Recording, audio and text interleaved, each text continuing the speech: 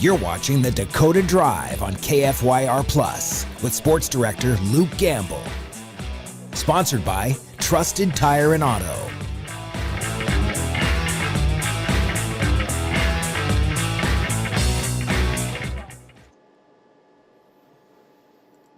All right, welcome into the Dakota Drive here on November 10th. An exciting Monday that we've got this afternoon. We're getting into the busiest week of the fall sports season, at least, where postseason volleyball collides with the championships in high school football, making things incredibly exciting, incredibly busy at the same time. But we wouldn't have it any other way here on the Dakota Drive Monday afternoon, and we've got a fun show planned today. We're going to have a couple of coaches join us that'll be coaching in the Dakota Bowl on Friday afternoon. First up, that'll be Elliott Belquist, the New Rockford Cheyenne Maddock head coach, who will be coaching in the 9-man game, looking to make it back-to-back state championships, are the Rockets this season. They've been incredibly fun to watch. I mean, you talk about classic nine-man football where they're putting up, 70, 80 points a game. That's exactly what this New Rockford Cheyenne team has been able to do so far. Easton Simon, their quarterback, has been incredible. He's a guy that's getting some recruiting attention at the Division II level as, a guy coming out of 9-man that's really athletic, one of those three-sport guys. So New Rockford Cheyenne is well on their way. They'll be playing against Lemoore Litchfield Marion, battle of two undefeated teams in the 9-man state championship, which is going to be a fantastic matchup come Friday morning. Always an early kick on Friday morning in that first time slot, and this year it'll be the 9-man game getting that early time slot just after 9 a.m. So that'll be New Rockford Cheyenne Maddock against Lemoore Litchfield Marion, and that'll be the 9-man state championship game. Then one of the other coaches that we'll have joining us will be Ron Wingenbach, the Century head football coach. We tried to have him on a couple of weeks ago and we had some technical issues, so we're going to give it another go today. We're lucky enough to have him trying to join us again today now that he's getting a chance to play for yet another state championship. Pretty impressive what Century's been able to do, especially when you look at the big picture. It's impressive what they've been able to do. 7 finals appearances in the last 11 seasons, and then you just look at this season on a much smaller scale. They started out the season with 2 losses, and they've gone on to win 9 in a row, 9 straight now after losing those first 2 games of the season. So at the beginning of the year, I think a lot of people were like, "Whoa, what's going on with Century? We weren't expecting this. We were expecting Century to be a really good team, and they have completely turned things around in the short time and made a run at things." And then later in the show, around the 2:45 mark, we are going to get Rick Neumann on here, the UMary women's basketball coach. University of Mary women off to one of their best starts in recent memory, more than 15 years. It's the best start that they've had in the NCAA era. They won 3 games on the road this weekend in Billings, and on top of that, Rick gets his 200th career win as a head coach. So that's something pretty cool that we're going to get a chance to talk to him about and just talk a little bit of big picture about what this season is going to be like for this team. But we're going to take a look at those brackets. We were just talking about the Dakota Bowl championships coming up here on Friday afternoon. This is the 9-man one. We're going to talk to Elliott Belquist here in just a few minutes. New Rockford Cheyenne going up against Lemoore Litchfield Marion. Lemoore Litchfield Marion handled things pretty well against South Border. On the other side, the Rockets have their hands full with Hankinson. It was a 72-50 game, so that was a shootout of a 9-man game. And excited to see this rematch between the Lobos and the Rockets here in the state championship this weekend. In Class A, it's going to be Bottineau, the 6th seed, that's pulled off back-to-back upsets, making it to the Dakota Bowl, looking for their first ever state title, and they'll have their hands full against top-ranked Langdon area Munich. Langdon beat Velva, the defending state champs. Last year, Velva ended Langdon's season. This year, Langdon ends Velva's season to punch their ticket to the state title game. Killdeer had a late push against Bottineau, but Bottineau able to hang on 24-22 to punch their ticket to the Class A state title game. Then in Double A, it'll be the first go-around in the Dakota Bowl for Minot North. they'll be taking on Devils Lake. We were going to get head coach Jacob Holman on here today, but he was wrapped up with some meetings, so we weren't able to get him, but we'll have plenty of coverage on Minot North throughout the week on yournewsleader.com, as Minot North in its infancy still as a program, making its first ever Dakota Bowl. And then in 3A, it'll be a rematch from earlier this season, Century taking on Fargo Davies. Century back in the Dakota Bowl for the first time since 2022. They got a win over Legacy on Friday night in that Battle of Bismarck teams. Meanwhile, Fargo Davies handled Bismarck at Fargo Davies in the other semifinal game, bringing the Demon season to an end. But it should be a fun Friday. Obviously, we have got you covered in terms of online coverage. We have been wall to wall and trying to have things covered. And so you can check out our Destination Dakota Bowl article online, where you'll be able to find information about all the teams, highlights, scores, stories. We've got it all covered on there, and we've had it covered on there for the entire playoffs, so you can backtrack to the first round of the playoffs, quarterfinals, semifinals, and so forth. And then we've got to look ahead and the previews to these state title games. So we're going to work on bringing in Elliott Belquist here in the next minute or so. New Rock for Cheyenne. I mean, a heck of a story for this program to find themselves once again in a state title game, and to have the state title going against the same team that you saw a season ago obviously makes it that much more interesting. And Coach, that's where we'll bring you into the picture. I mean, first off, how exciting was Saturday? I mean, that was a gauntlet of a game that turned into a classic 9-man game, right? So walk me through Saturday and kind of what that was like for you guys.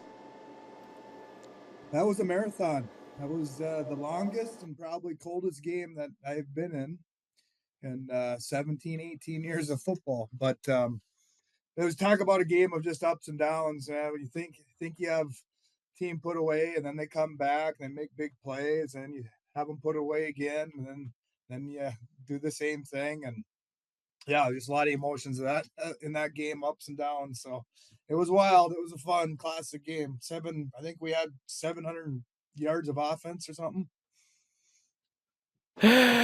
Well, for you guys to make another appearance in the Dakota Bowl, I mean, obviously always a special accomplishment to do it in consecutive seasons. I mean, what does that just say about this group of guys that you've got, and the talent that you've had and the work that those guys have put in to get back to this point once again?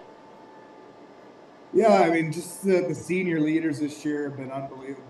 We don't have very many of them, but they do things right, and they get the most out of their teammates. And we lost 10 seniors last year, and I don't know what some people think. Some of these guys, even on the team, probably thought like, oh, I don't know who we have to fill in for them, but. We know we had some kids that played backups and didn't get many opportunities last year that were pretty talented. So fun to see those new guys step up, and the ones that did it last year, fun to see them continue again. Well, you talk about the shootout of the game that you got into on Saturday, 72-50, and having all of that offense, obviously, in a game like that. But 72-50 is the closest game that you guys have had to play all season. So as you get prepared for going up against a Lemoore team that obviously has some really talented athletes on the other side, how do you gear up for, the anticipation of what could be, a really close game? We have to, we talked about a lot with his last game that we needed to score some points, and because we knew Ray Sean and Hankinson could put up points fast too. So this week is the same thing. We need to score points. We know Gunnar Thielges can break any play at any moment. I would say I want to make this thing into track meet, but I don't really want to make it into track meet because he's pretty darn good at track too. So we need to score a ton of points again. So I'm hoping for a long game again. We know we're not going to shut him down by any means, but we just got to try to find a way to not let him go for about 300, 400, 500 yards, find a way to slow him down a little bit. Yeah, every coach that I ask says if you have any pointers on slowing them down, that they're open to it. I'm sure you're the same way. You guys have faced him before. Just one, I mean, how talented of an athlete is he, especially at this 9-man level? How much does he stand out when you turn on the film, and what do you do to try to start to slow him down?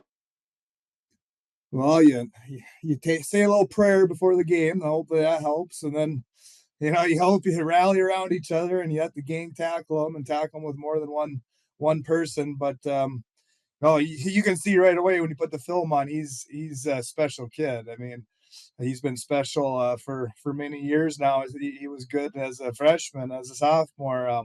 We had troubles bringing him down, but he's so strong.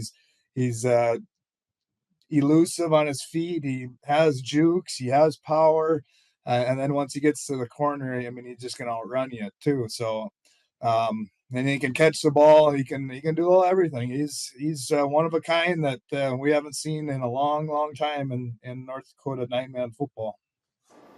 Well, on your side of things, you've got some pretty talented guys too. I just wanted to ask you about Easton Simon and how important he's been for you guys. Obviously, he's been a constant on that team.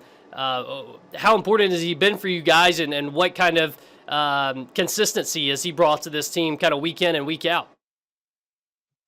Well, he's what makes us go. We with how we pass the ball, we rely everything on him, and he comes every. I mean, he's a kid that you want as your quarterback. I mean, he does everything right. He's a team player.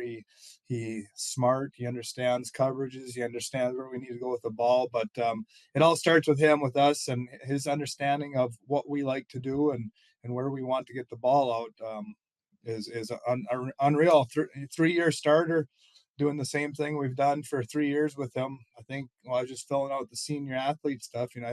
As a starter, he's 34-1. I think he's got 8,200 total passing yards, like 128 touchdowns and 10 interceptions. That's the biggest thing about him is as a sophomore, he was like 70% completion. Then junior went up to 75. And now this year he's right at 80% completion. And it's, a product of what we do a little bit too with the screen game and get rid of the ball quick. But the kid, I mean, it's just accuracy is unbelievable.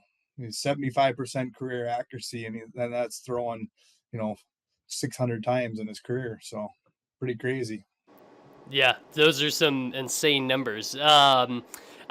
Whenever you look at what this year's dynamic has been like and last year's dynamic, I mean, you talked about losing those seniors on last year's team, and a lot of people asking the question of who was going to fill the gaps. What has been different about this year's squad and just the guys that, you've trusted and put out there to fill those shoes? I think like last year on defense, we had a couple guys that we felt in the middle of their defense that were stronger. Maybe our linebackers were stronger in general. Our D tackles were stronger, but we feel like our defense this year has just, we lack the power that we had maybe last year, but I think we make up with it with more speed all around, team speed on the defensive side. And there's some things that give us problems this year. We're not as stout stopping the run as we were last year, but we seem to not give up the big plays, so that's really helped. But just some of these younger guys stepping up. Thomas Almers is a guy that's been waiting around for his opportunities, and I think 62 receptions for 900 yards or something like that as your second leading receiver. And I couldn't get him on the field last year I think he had 9 receptions last year. We just had so much depth behind everyone where just kind of joke with myself and what kind of poor coaching are you doing here? You can't get a guy that has 1,000 yards, can't get him the ball the year before, but it's just some of these games go, you get up by so much, then you get your second team in, and then they get 1 or 2 touchdowns, and then you got to go move on to the next team. So some of those young guys that are stepping up this year, they just got kind of shorted with time last year. Well, how fortunate have you guys been in terms of, having that kind of depth and being able to get kids in there? I mean, for a 9-man program like this, how fortunate do you consider yourself to have the run of athletes that you guys have had, especially in these last 2 seasons? Yeah, I mean, 2 years ago was the year we lost in the semis. that's the most depth we've had. And last year was pretty darn good. We're getting towards the in the mid 30s with numbers. Now this year we fell back down a little bit. Our senior class isn't very big, 5 kids, and we got a decent sized junior. But that's what we've been fortunate to put juniors and seniors on the field a lot and not have to have the young kids step in, freshman, sophomore. We don't have to have them playing. We like to get those guys in on special teams and handle those things so our older guys can get some breaks. But, yeah, we just had some nice run of classes where we have players in each class where we don't have to play the young ones yet. And then it really helps with the numbers. We get JV games in. We've been playing 6, 7, 8 JV games, and we'll play 11-man games. We'll play 9-man games. We just want a game. I think we ended this last JV game with doubles leg. So doubles leg freshman sophomore team. So it doesn't. We don't care if it's an 11-man game. We'll go. We'll just want the kids to get some snaps and some quarters, and I feel like that's really helped. It really helped our young guys mature and learn the game of football. Absolutely. Well, obviously, you guys have been through a very difficult situation in the past few weeks. For you as a coach, I'm sure that's kind of uncharted territory, and something in terms of dealing with the loss of an athlete, especially at the time of year where you're in the middle of the season and all those kind of things that you have going on at one time. What has that been like for you, handling that and handling the message to your players, and how have you seen those guys rally around one another during such a difficult circumstance? Yeah, I mean it was the worst nightmare that you could ask for, I guess. You maybe think about some things when sirens go off and you think about kids getting hurt and but then when it happens, it's like it's yeah, it's something you never want to go through again. I can tell you that. But it was a tough weeks. It's still tough. We carry his jersey with us to all the games and practice and we think about him a lot. But our kids, yeah, we try not to bring it up a whole lot. We have some bracelets and things that we remember them with and talk about them once in a while. But we keep our focus moving forward and that first week was, I saw our kids really rally together. That was kind of cool. I mean, they usually don't show a lot of emotion in the locker rooms and get too jacked up, but just feels different this year. I don't know if that's the reason or what, but just the intensity and getting ready for a game. They've just been coming out with a whole different kind of energy. Yeah, I was curious to know how much you talked about it. So it's interesting to hear you say that you don't really need to talk about it a whole lot, and I'm sure that's tough to balance that line of when and when not to talk about it. But obviously, football in your community, sports in your community means a lot. In these small towns in North Dakota, it's much the same. I know that your community rallied around your team last year when they made a deep run, but have you sensed anything different in terms of the way the community is rallied around and maybe even a stronger way because of what's happened this season? I don't know if we've always had. I mean, the Maddock community is a very loyal community with their football and so is New Rockford Cheyenne and I haven't really seen much different. Maybe more people come out. Um, yeah, I don't know if there's much difference just because we've always had it pretty good here, as far as that goes. But yeah, and it's just we got the stickers on our helmets that we remember Tucker with, and our bracelets we wear, and yeah, just something that we just gotta bring up once in a while and understand the purpose of life here, and this is just a game, and sometimes you just don't need to get so worked up about certain things because of what happens in a game. But yeah. Yeah, I'm sure the the perspective has become more and more real, I'm sure, for everyone involved. And so certainly our thoughts go out to you guys. I wanted to ask, how long has Matic been a part of this? Has the Matic edition been more recent years? Yep. And, well, this is the third year. Okay, so, third. Yeah, Okay. they Maddock and Leeds had a co-op for years there, and Leeds backed out of that one and went with Can Do. So Maddock was kind of looking for a spot to go, and we thought it was a good fit. We knew they had some kids coming, and they knew it was a awesome football community, and they had to decide between a couple towns, and we were able to get them. So yeah, it's third year. We knew it'd keep us in 9-man, so that was another reason why we stayed. But yeah, it's been a good fit for us, and we say, I guess, we've only lost one game together, so everything is good now. So hopefully in a couple of years, if we have to take a few in the chin here, everything's still good. Yeah, sign the Matic lifetime contract, right? If you can keep that ratio going, huh? How many kids? Right. You mentioned that you guys, have played up to 11-man games just for the fact of getting reps and things like that. How many kids do you have that are coming out of the Matic side of things? Has that number grown more over the last 2-3 seasons? No, they kind of have. We knew they're going to have a little downtrend of kids here. That first year we got, I think it was 13 kids, and then I believe it was maybe 10 last year total, 9 through 12, and this year we have 3. So their number goes up a little bit. They got a nice crew of 8th graders there, or 7th graders, a little bit of both, but yeah, just up and down. Our numbers dropped a little bit this year. I think that first year of co-op, I think we had 43 kids out or something. I believe I've never had those kind of numbers, so it was even had to learn how to manage all those people. But then we dropped about 35 last year, and now we're down to about 25 this year. So yeah, it goes up and down in communities. Right, and that's common for 9-man and these new additions, I know.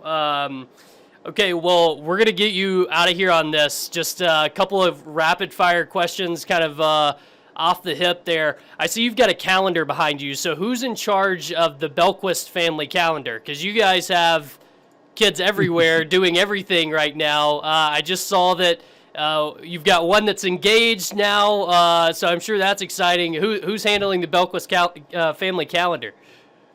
Well, I know life is a lot easier than it was when Bo was still playing and Kelsey was getting recruited, and the 2 girls were playing in high school. I mean, that was somewhere one on a Friday, somewhere on a Saturday, and somewhere recruiting trip on a Sunday. So yeah, it's been a crazy 5 years, that's for sure, with travel. But we just keep moving.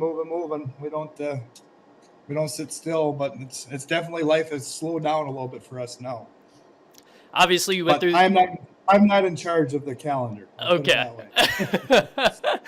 Obviously, you went through last year, playing a game before noon or whatever. I know the game switched with Class A. How do you prepare for that? Do you practice in the morning all week?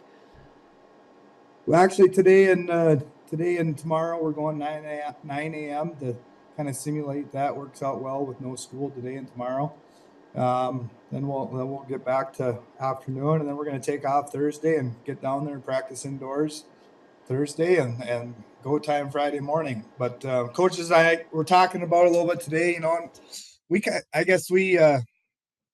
know. It gets long sitting there for that first game when you're playing that second game.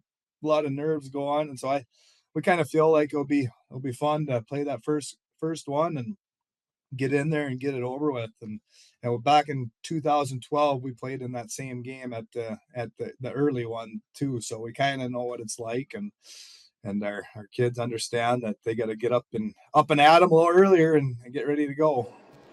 I'm sure sleep isn't easy to come by on Thursday night. What time is your alarm clock going to go off on Friday morning, though?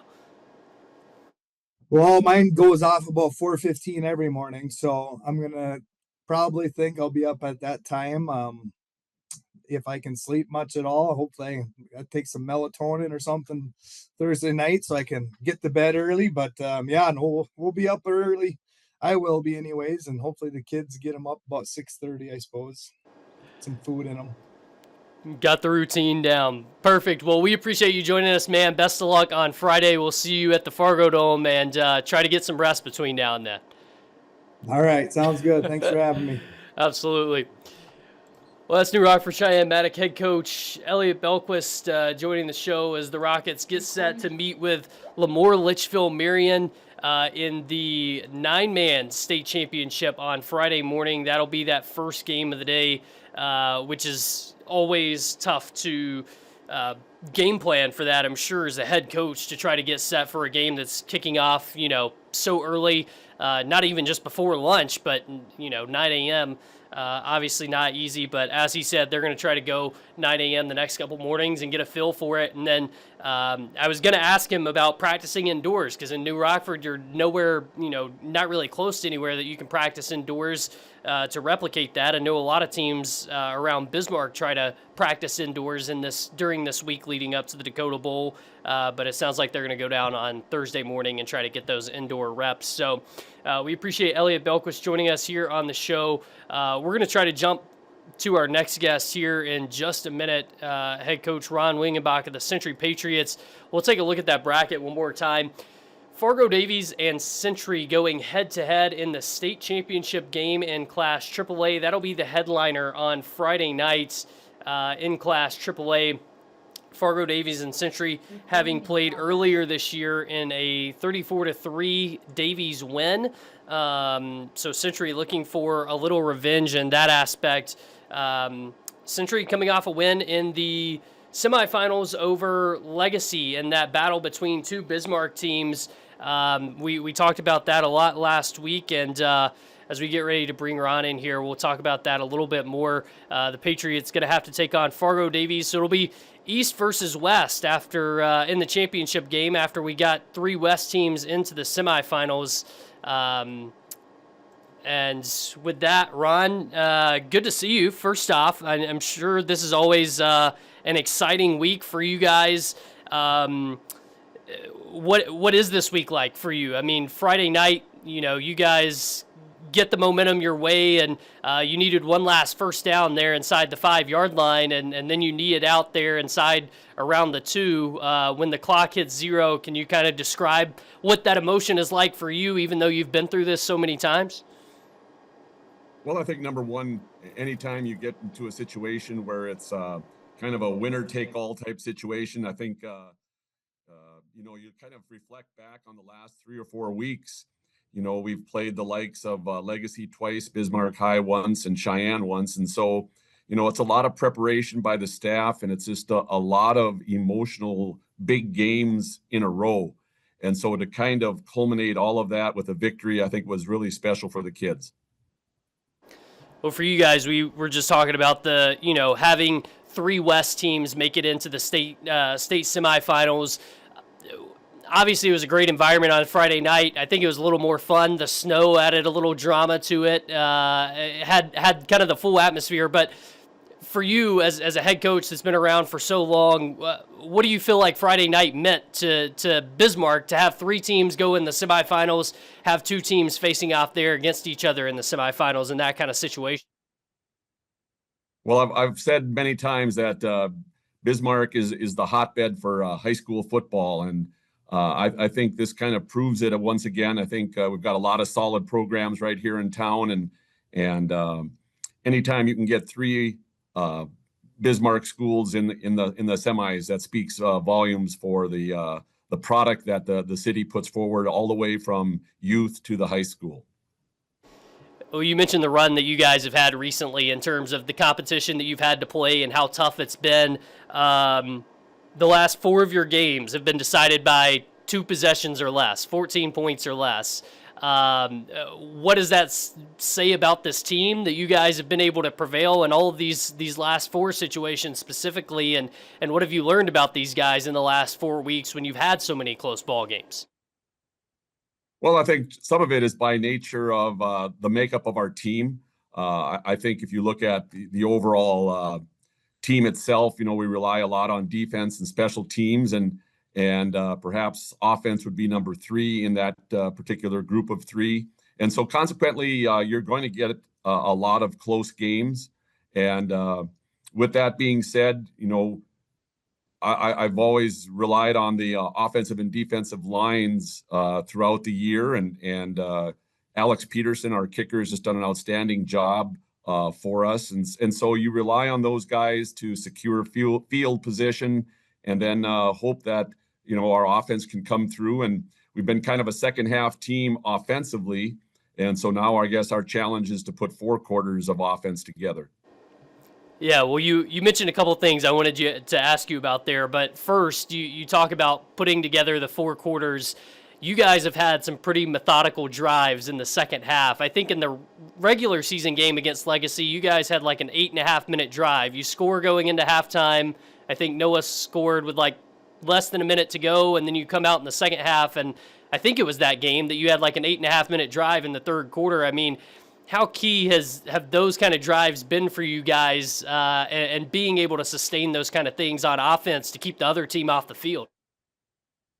Well, it's been huge, especially against the likes of a Legacy and Bismarck High, where they have very explosive people in the offensive side of the ball. And anytime you can keep those guys on the sideline, that's good. And you know what? I think our team really prides itself when we put and sustain those type of drives. I think it's very beneficial, not only from a defensive standpoint on our behalf, but offensively, it gives our kids a lot of confidence. You talked about the offensive line. You guys have a ton of talent up there right now. I know you've had a lot of really good offensive linemen, but collectively, how good is this group of guys that you have up front right now? I know there's a lot of individual talent up there, but collectively, how good has this group been this season? Well, I think they've gotten better and better as the year has progressed, and knock on wood, for the most part, we've been able to stay away from injuries. And last year we had a lot of those same kids, but we didn't have Braxton Dahl for the majority of the season. He played, I think, the first half of the first game and then came back way at the end of the season. And it's really hard to get a lot of continuity with that. But the maturation and obviously the size, it mirrors some of our 2015, 16, 2020 type teams as far as the size. You never want to get into that comparing type thing, but they all have their little niche, and they've performed quite well. And then you mentioned Alex. I've kind of watched him a good bit just on the sideline at your games. And yeah, I mean, he's probably the best kicker that I've seen so far this year. I mean, what added element does that do for you when you have a guy that can kick as well as he can? How much does that add to your team? Well, I think it adds a lot, especially at the high school level. Field position is so critical, and then you throw in the elements, especially late October, early November. You want to put yourself in a position defensively where your opposition has to go the length of the field and consequently flip the field whenever you have a chance. And outside of one kind of rough game against Legacy in the rain, Alex has just performed very well. And we're looking forward to a great game Friday night from him inside the dome. Of course, weather will not be a factor, so I'm sure he's looking forward to it as well. What's obviously you mentioned being able to go indoors. What is his range? If you're talking about indoors and you don't have to worry about those kind of things, I'm sure that's a feel it when you get into warm-ups kind of thing. But what have you seen him hit in practice, I guess? Well, if you'd ask him that question, it would be a lot longer than perhaps I'll say. But he has flirted with being successful around 50 yards. And, again, we're going to go into an element where we have college goalposts versus high school, which obviously makes a difference. And, there's a lot of things that go into play. But I tell you what, we'd love nothing more than for him to be able to come through for us at any distance. And he has the confidence to do that. Absolutely. Well, you guys played against Davies early in the season. Obviously, it did not go your way. That was one of those two losses at the first two games of the season. What did you take away from that? And how do you build on that matchup from against them early in the season? Well, I think number one, just their style of play is going to create a lot of difficulty for whomever. And, it's a type of offense, especially that you don't see a lot in the state. It's becoming a little more prevalent in the state of Minnesota. But, they certainly have the individuals to run that type of offense. And it's a lot of discipline. You got to be physical. You got to tackle well. And you can't let number one out in the open because we don't have anybody that's going to catch him. And so they have all the tools. They're not going to throw the ball a lot, but probably just enough to keep you honest. And they do a real good job of protecting the football as well. So, when we go into the game, you're going to be limited in the number of possessions that you're going to get offensively just because of their style of play. And 4th and 5, 4th and 6, they're probably going to go for it. So all of those things play a big part. We have to be able to keep our offense on the field, kind of what we've done here the last 4 or 5 weeks. We got to do that same type of thing to them. And again, that's easier said than done because they're very good defensively as well. And they've got a couple of individuals I know that are being looked at by some Division II and Division I type teams already. So very physical. We're going to have to play our best, and we got to put our best foot forward, and we've got to be able to score with them. I think that's going to be critical. We got to be able to score with them, or it could be a kind of a reminiscent of what we did the first time we played them. Yeah. Even with that offense that they take so much time, they've been able to put up points in bunches in several games this season. Was that the game that you guys played against them? That was week 2. Was that around the same time that Noah got hurt? Your quarterback, did he get hurt in that game, or was that after? Noah did not play in that game. No. Okay. So what difference does that make? What added element does that give you guys, knowing that you have your senior quarterback to play against them this go around? Well, I think number one, you reflect back on that game, and midway through the third quarter, it's a 6-3 ball game, and they end up scoring 4 touchdowns in a matter of minutes, it seems like, and it's that type of thing that not only is demoralizing, but you've got to make sure that you're right on top of things. Granted, with Noah back, and the familiarity that he's had now with our team offensively, it should be a bonus. But really, it comes down to being able to sustain drives, keep their offense off the field, and like I said before, we've got to kind of match offensively the point values that they're going to score as well. Yeah. So obviously you've been through this several times, going to play in the Fargo Dome. How does this week look different in terms of preparation? Will you guys try to go practice indoors a couple of times this week? How do you get guys ready for that element, especially with a team like this where there's probably not many guys that played last time you went to the Fargo Dome? That is the toughest part. So sometimes you look at what's available here in the city itself, and I know we'll try to get indoors at least once this week. We try to condition as much as we can indoors, try to get used to that type of air. That's really the biggest part, is the dry air versus the air being outside here in the latter half of October and November. So with that being said, and certainly anytime you got the big bodies like we have, that is a concern. And so we prepped them well as to how to stay hydrated. We've got a condition here, especially early in the week. And then, it's supposed to be at least nice enough so the latter part of the week we can get outdoors on a turf field, because that's what we're going to experience indoors as well. Yeah. Not many times that we get 50 degrees, mid-50s in late November when you're preparing for the Dakota Bowl. So got to take advantage of that, I guess. Couple of rapid-fire questions before we get you out of here. The last thing that we're going to do, Rick Neumann is following you up on the show, and he said that he had driver's ed with you. So was Rick Neumann a good driver, yes or no? I seen my life flash in front of me several times when he was behind the wheel. But no, all kidding aside, he was a very good, efficient driver. Boy, that seems like a long time ago, but it's funny how that works. I was employed by the Fessenden High School at that time, that summer, and he was behind the wheel. I know we drove to Jamestown a couple of times. If I would have only known his coaching background, heck, we could have talked basketball the whole time, but at that time I didn't really know him that well, but he's certainly done a great job. That's funny.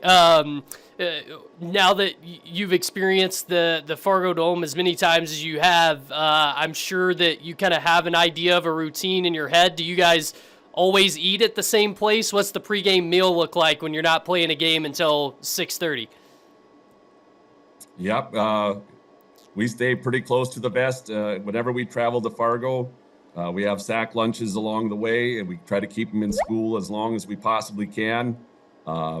We'll try to arrive Friday down at the bowl about 4 p.m., and that gives us about 2.5 hours. Just kind of get acclimated, watch a little bit of the previous game, and then get dressed and so on. And the kids, they kind of know that ritual, and it's been pretty good for us. Okay, speaking of that, because we've talked about your offensive line so much this year, you have to pick one of your 5 guys up front to win a hot dog eating contest. Which one would it be?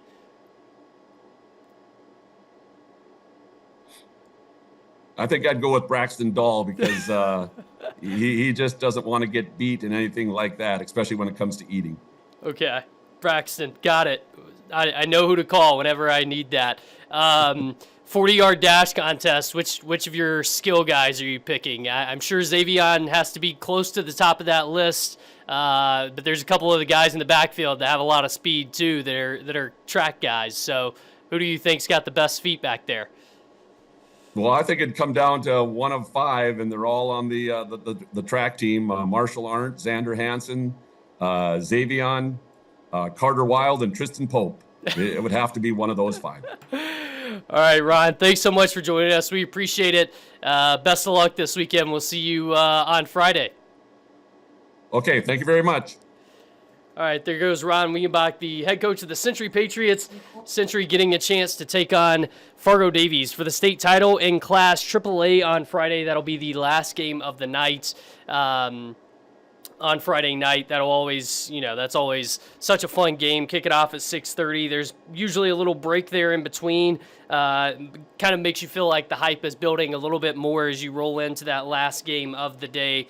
Obviously, we mentioned Rick Newman's going to be our final guest of the day, coming on here in the next few minutes. Funny to hear that.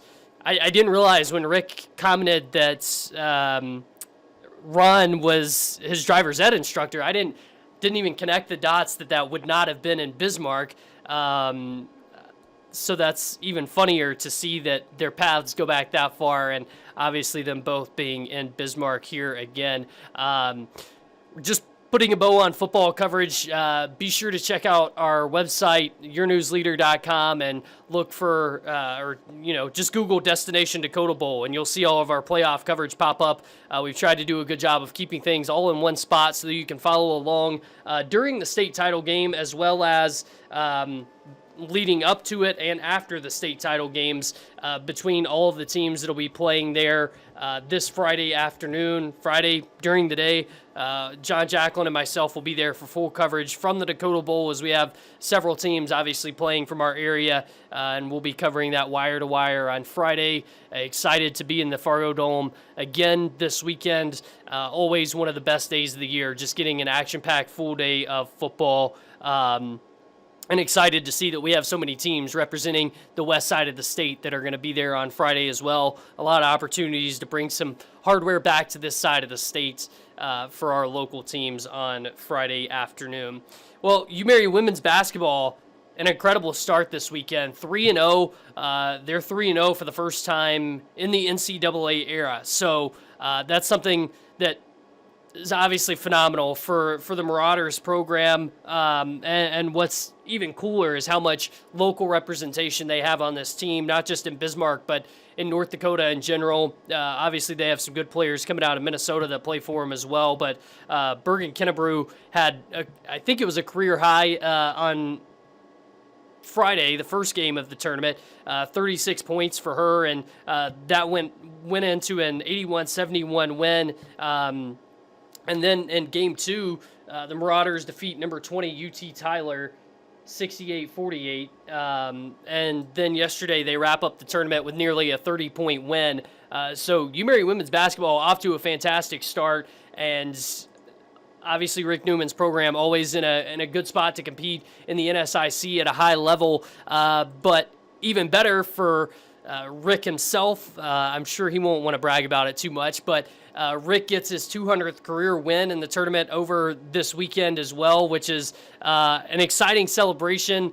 And we're going to bring Rick in here. I'm sure you didn't think too much of it, but did you know 200 was on the horizon? I saw the video of the girls celebrating you when you turned around on the court after the game. Did you know it was on the horizon, and just what does it mean to get to that number? Well, thanks for having me, Luke. It's great to be here, and any chance I get to talk about the University of Marion, our basketball program, I'm just thrilled to do so. Thanks for the congratulations.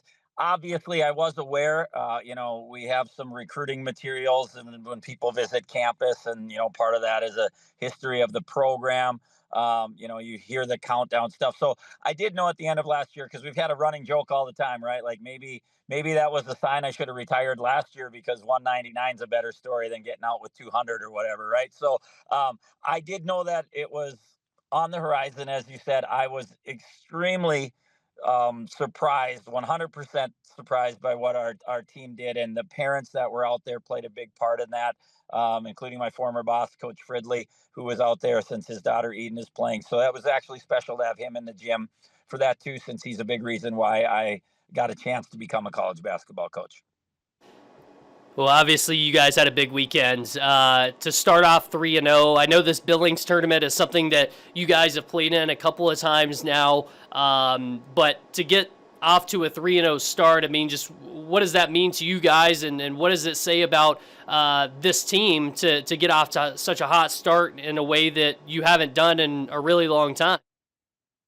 Well, you're correct, Luke. I mean, we play in this tournament every time we can. We've played in it a couple times when it was in California, just because it's an opportunity to get 3 exempt games so you can really learn about your team in that non-conference setting. It's a little bit of a challenge for us just because we're one of the last D2s to start workouts because of our academic calendar. So, I mean, things are rushed to be ready to play, and you always feel like you're forgetting something. And I told a bunch of people last week, including our team on Thursday before we left, I said, we've played in this thing a bunch, and I feel like when it ends, every year I want to tweet out the same thing. Boy, we could be 3-0, should be 2-1, ended up 1-2. And that's just, we've always had great games, but it felt like we'd win one, we'd probably blow one that we should have won, screw something up at the end, bad coaching, and then, we'd lose one. So for us to come out of this thing 3-0 is obviously our best finish ever in this event.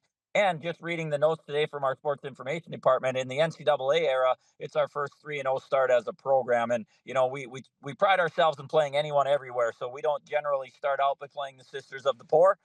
So this start has just a little bit of an added meaning to it this season. Well, and I mean, you had one game decided by 10 points, but outside of that, I mean, the 2 other games weren't. It was a 20-point game and nearly a 30-point game, and the 20-point game was against the number 20 team. So it's not like it's not like you're playing nobody there. What was knowing what the level of competition is in a tournament like that? Does that make it even sweeter knowing that you got off to such a great start? Yeah, absolutely. I mean, I got to admit, I didn't have blowout wins on my bingo card going into the weekend. I knew we'd compete. I've seen this group now for a couple of years not have the moment be too big, regardless of who we're playing. And we graduated some really talented seniors last year who played a lot, went to the Pentagon and made the final 8 of our conference tournament numerous times, have a second place finish in the league tournament. And those kids were great leaders. But I could tell last year too that the people behind them, our young kids, were just uber talented. They love the game. They play all the time. And especially last season in the Thanksgiving tournament down at the University of Tampa, when we had a lot of foul trouble, we beat a top 10 team in the country in their gym with a bunch of freshmen and sophomores because of foul trouble to our seniors. We played pretty much the whole fourth quarter and the overtime with the group that played out here this weekend, and you could see it was coming. And but again, we probably exceeded expectations from the head coach. So maybe he's got to raise those a little bit now. But we did play tremendous this weekend. We really guarded on the perimeter, especially. And then Allison Unland from Mohall, North Dakota, who probably hasn't played a true, real basketball game since junior year of high school because of knee injuries, is just decided she was going to be the best version of every post we've ever had. I mean, she was making shots. She was defending the rim when we did get beat. She was blocking shots. I mean, she just gave us a dimension that was something that was really beneficial for us because it allowed the kids that everybody knew about to just play free and do their job. Well, you mentioned that the score sheet every night was different too, I think, is what stood out to me. I mean, Bergen Kinnebrew scores 36 or something like that in the first game. Eden had a really good game, and then then Chloe is having 3 good games across the board, it looked like, and the same with Allison. But it didn't seem like it was relying on the same person every night. I mean, am I correct in saying that? And then, if so, I mean, what does that say about this team? The fact that you guys can have different people contributing on the floor every night. Right. I think these 3 games are a microcosm of what the group can do. Bergen, the first night against MSUB, that was the classic. We've got Bergen Kinnebrew and you don't. She was just the best player in the gym that day. I don't know if you can have a quiet 36. That's a top 5 all-time individual scoring effort in our program. So that's a top 5 individual free throw effort. She was 15 of 15 from the line. I mean, at the end of the game, I was shocked she had 36, but we needed every one of them. And then the next night, she bounced back with another game in the 20s. But the funny part was, Luke, and we were leaving the gym and everyone was, giving her credit. And I was walking with Allison and our senior post player, Cassie Erickson, who's going to do great things for us this year. And they were talking to Bergen and I was kind of in the conversation and they said, Bergen, that was awesome, but if you got to get 36 every night, we're not doing our job. And then it was funny to see, like in the last game, we had to play differently. We had an advantage in the post, and the girls recognized that. And Allison was able to go for a career night, and I kind of referenced that afterwards. Like, yeah, we had somebody do something different every night. And even going into the third game, we talked to Eden a little bit about it.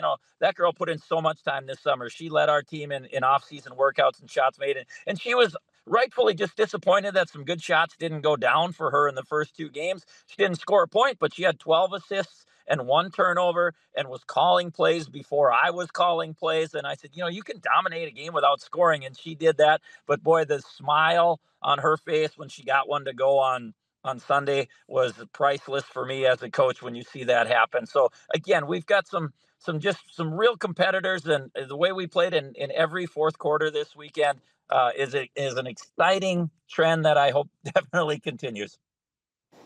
Well, you mentioned the younger girls and them getting an opportunity to play in such a high level game in Tampa last year, and some girls that have probably waited around a little bit for their turn. Obviously, in this day and age, it's easy to jump ship and try to find different opportunities. But does that add something to what this team is, what kind of players are on this team? The fact that maybe they did sit back a little bit and they've taken little bites at their opportunities when they've gotten it. I mean, does that say something about the girls that you have in this program right now? I think it's a testament to the culture of our team, right? And culture is an overused word. We simply define it as how you connect people, and this is as connected a group as I've seen. They're so close as friends.